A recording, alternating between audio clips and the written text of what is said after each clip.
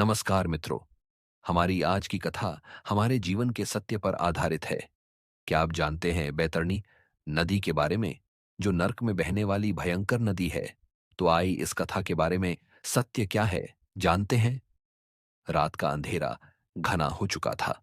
पहाड़ों के बीच बसे एक छोटे से गांव में मंदिर के प्रांगण में हल्की रोशनी टिमटिमा रही थी। चारों ओर सन्नाटा था। बस बीच बीच में हवा के झोंकों से मंदिर की घंटियां गूंज उठती थीं। गांव के बुजुर्ग, युवा और बच्चे सभी वहां एकत्रित थे।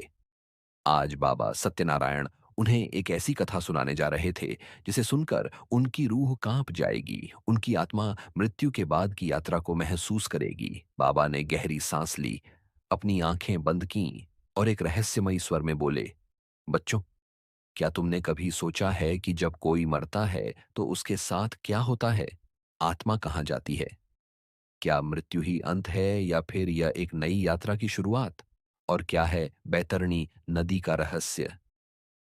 आज मैं तुम्हें गरुड़ पुराण में वर्णित उस रहस्यमयी यात्रा के बारे में बताने जा रहा हूं, जो मृत्यु के बाद आत्मा तय करती है। इस यात्रा में भय है, रोमांच है, न्याय है और अंततः मोक्ष का रहस्य भी छिपा है।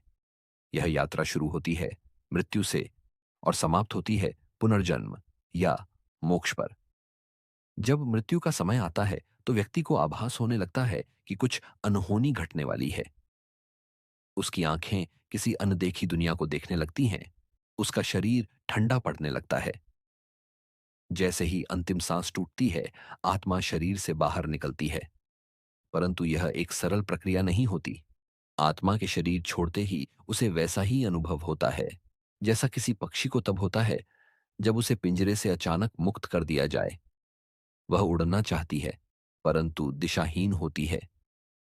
परंतु जैसे ही आत्मा अपने शरीर से पूरी तरह अलग होती है, कुछ भयंकर चीजें घटित होने लगती हैं। कौन आता है आत्मा को लेने? ये प्रश्न सबके मन में आती है। मृत्यु के कुछ क्षण बाद दो शक्तिशाली यमदूत प्रकट होते हैं। इनका आकार विशाल होता है। वे काले वस्त्र पहने होते हैं। उनके हाथों में लोहे की जंजीरें होती हैं और उनकी आंखें आग की तरह जल रही होती हैं। यदि मरने वाला पुण्यात्मा हो तो उसे लेने दिव्य देवदूत आते हैं, जो प्रकाशमान होते हैं और फूलों की वर्षा करते हुए आत्मा को प्रेम पूर्वक अपने साथ ले जाते हैं। लेकिन यदि वह पापी हो तो यमदूत उसे जंजीरों से बांधकर खींचते हुए यमलोक की ओर ले जाते हैं। जिसने जीवन में अत्याचार किए होते हैं, उसके लिए यह यात्रा अत्यंत पीड़ादायक होती है। आत्मा तड़पती है, चिल्लाती है, परंतु अब कोई उसकी आवाज नहीं सुन सकता। यमलोक की यात्रा जब शुरू होती है तो क्या होता है? मृत्यु के बाद आत्मा को यमलोक तक पहुंचने के लिए 47 दिन की कठिन यात्रा करनी होती है। यह मार्ग सरल नहीं होता। आत्मा को अंधकार से भरी सुरंगों से गुजरना पड़ता है, जहां चारों ओर चीखें सुनाई देती हैं। वह घोर जंगलों से होकर निकलती है, जहां भयंकर जीव उसका पीछा करते हैं। आत्मा को कांटों से भरी भूमि पर नंगे पांव चलना पड़ता है। लेकिन यह सब क्यों होता है? क्योंकि यह उस जीवन के कर्मों का परिणाम होता है जो आत्मा ने अपने पूर्व जन्म में किए थे। वैतरणी नदी का रहस्य, पुण्य और पाप की परीक्षा। यमलोक तक की यात्रा के दौरान आत्मा को वैतरणी नदी पार करनी होती है। यह नदी कोई साधारण जलधारा नहीं है। इसमें रक्त, हड्डियां और घातक जंतु भरे होते हैं। यदि आत्मा ने पुण्य किए होते हैं तो उसे एक दिव्य नौका मिलती है जिससे वह आराम से नदी पार कर लेती है। लेकिन यदि वह पापी है तो उसे इस नदी में धकेल दिया जाता है। वहां भयंकर जीव होते हैं जो आत्मा को नोचते हैं। वह चीखती है, छटपटाती है, परंतु कोई उसकी मदद नहीं करता।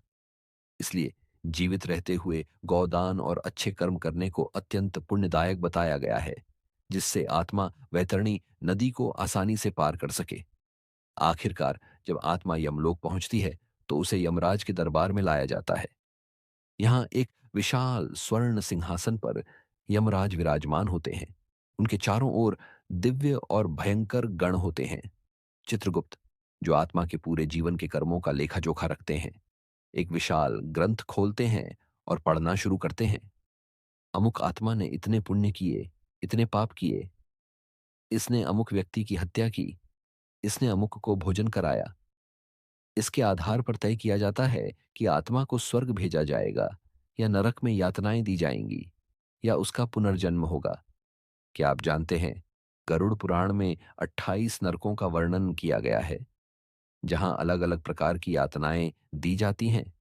जो व्यक्ति झूठ बोलता था, उसे रसातल नरक में भेजा जाता है, जहां उसकी जीभ काट दी जाती है। जो चोरी करता था, उसे नरक में गर्म तेल में डाला जाता है। जो निर्दोषों को सताता था, उसे लाल गर्म लोहे पर चलाया जाता है। हर आत्मा को उसके कर्मों के अनुसार दंड मिलता है, लेकिन जो सच्चे हृदय से प्रायश्चित करता है, उसे मोक्ष का अवसर दिया जाता है। आइए, अब हम मोक्ष और पुनर्जन्म के बारे में जानते हैं। आत्मा का अंतिम निर्णय। जब आत्मा अपने कर्मों का फल भोग लेती है, तब उसे पुनर्जन्म दिया जाता है। यदि उसने अधिक पाप किए होते हैं, तो उसे पशु योनि में जन्म मिलता है। यदि पुण्य किए होते हैं, तो उसे अच्छे कुल में जन्म मिलता है। लेकिन यदि आत्मा संपूर्ण रूप से पवित्र होती है, तो वह मोक्ष प्राप्त कर लेती है और उसे फिर जन्म नहीं लेना पड़ता। मोक्ष प्राप्त करने वाली आत्मा भगवान विष्णु के चरणों में समा जाती है और अनंत आनंद में विलीन हो जाती है। इसलिए हे मानव, जो कुछ भी तू करता है, वह तेरा पीछा करता है। पुण्य करोगे तो आनंद मिलेगा, पाप करोगे तो यातनाएं सहनी पड़ेंगी। इसलिए सत्य, दया और भक्ति का मार्ग अपनाओ, ताकि तुम्हारी आत्मा को शांति और मुक्ति प्राप्त हो सके।